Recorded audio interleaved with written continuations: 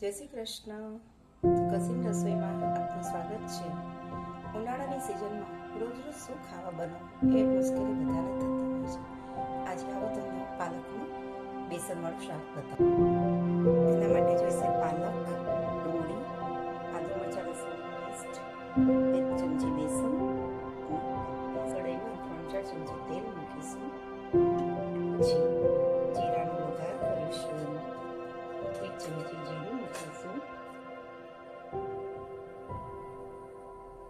પછી ડુંગળી નાખી લઈશું. આ 3 મીડિયમ સાઈઝની ડુંગળી છે. ડુંગળી થોડી ટ્રાન્સપરન્ટ જેવી થવા આવે એટલે એમાં આદુ મરચાં લસણ નાખી દેવા અને ડુંગળી જલ્દી ચડી જાય તેના માટે કરીને ચપટી મીઠું નાખી જોઈ રહ્યા છો. ડુંગળી ટ્રાન્સપરન્ટ થઈ ગઈ છે, ગુલાબી જેવી થઈ ગઈ છે. ત્યાર પછી એમાં ટામેટા નાખી દેવાનું. ડુંગળી ટામેટા ચડી જવા આવે એટલે તેમાં 1 ચમચી મીઠું, 1 ચમચી મરચું, અડધી ચમચી હળદર, 1 ચમચી ધાણા જીરું હલાવવાનું. ત્યાર પછી એમાં પાલકની ભાજી નાખી દેવાની છે.